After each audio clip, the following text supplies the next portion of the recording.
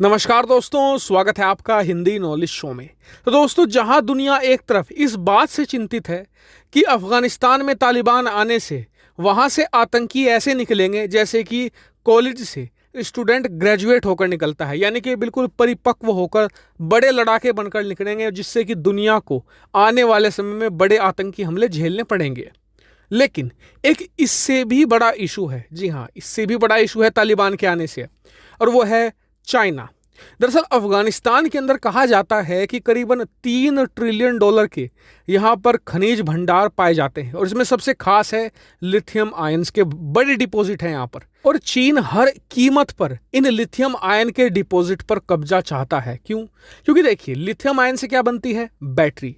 आने वाले समय में हर एक चीज़ इलेक्ट्रिक होगी, चाहे वो आपकी कार हो, चाहे आपकी वो मोटरसाइकिल हो, चाहे वो आपके दूसरे ट्रांसपोर्ट, यहाँ तक कि ट्रक भी इलेक्ट्रिक होंगे। उनमें चाहिए क्या होगी? बैटरी। ऐसे में इतने बड़े जो लिथियम आयन के डिपॉजिट हैं चीन के हाथ लग जाते हैं, तो इन सभी की मैन्युफैक्चरिंग की कमान संभालेगा कौन? चीन। चीन की मुट्ठी में पूरी दुनिया का इलेक्ट्रॉनिक मार्केट आ जाएगा, और चीन इसके बल पर इतनी बड़ी आर्थिक महाशक्ति बन जाएगा कि अगर आप भारत, अमेरिका और यूरोप को जोड़ भी दें तो भी चीन के हम बराबर नहीं पहुंच सकेंगे। और ये एक बहुत बड़े चिंता का विषय बन चुका है।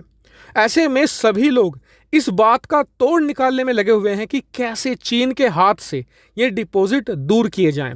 और इसी में एक बहुत ही स्मार्ट आइडिया दिया ब्रिटेन के प्रधानमंत्री बोरिस जॉनसन ने, और इस आइडिया को अब वो दुनिया के सामने रखने भी जा रहे हैं। उन्होंने एक आपातकालीन G7 की मीटिंग बुलाई है। तो क्या है आइडिया? आइडिया ये है कि क्यों ना जो G7 कंट्री है, सिर्फ जो मतलब कि दुनिया के 7 सबसे ताकतवर देश हैं, जिसमें America, Britain, Germany, Japan, France, Britain, Canada और इटली शामिल हैं।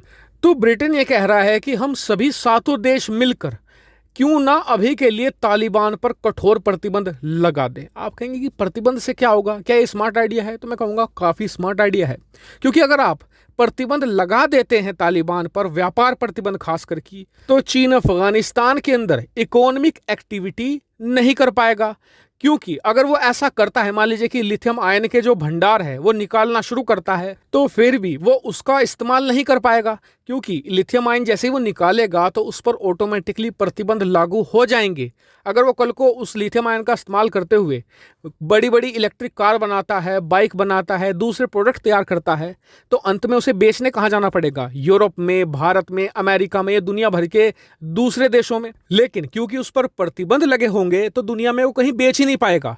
तो ऐसे में जो अफगानिस्तान के लिथियम आयन के भंडार हैं, ये ठीक ऐसे ही रह जाएंगे जैसे कि ईरान के पास तेल है। ईरान के पास तेल के अकूत भंडार हैं, लेकिन कोई खरीदने वाला नहीं है, क्योंकि अमेरिका ने प्रतिबंध लगा के रखे हुए हैं। अगर आपने ईरान से तेल खरीदा तो आप अमेरिका से ₹1 का भी व्यापार नहीं कर पाएंगे। और सोचिए, जब G7 के तमाम देश प्रतिबंध लगाएंगे तो चीन तो मजबूर हो जाएगा अफगानिस्तान से रिट्रीट करने के लिए, पीछे हटने के लिए। वहीं ब्रिटेन के प्रधानमंत्री ये कह रहे हैं कि इससे एक और फायदा होगा, वो ये कि कल को लिथियम आयन या फिर दूसरे खनिज भंडार, जैसे कि तांबे के भी भंडार वहां पर पाए जाते हैं, चीन उन्हें निकालता है तो उसके बदले वो अफगानिस्तान को पैसे तो देगा ही।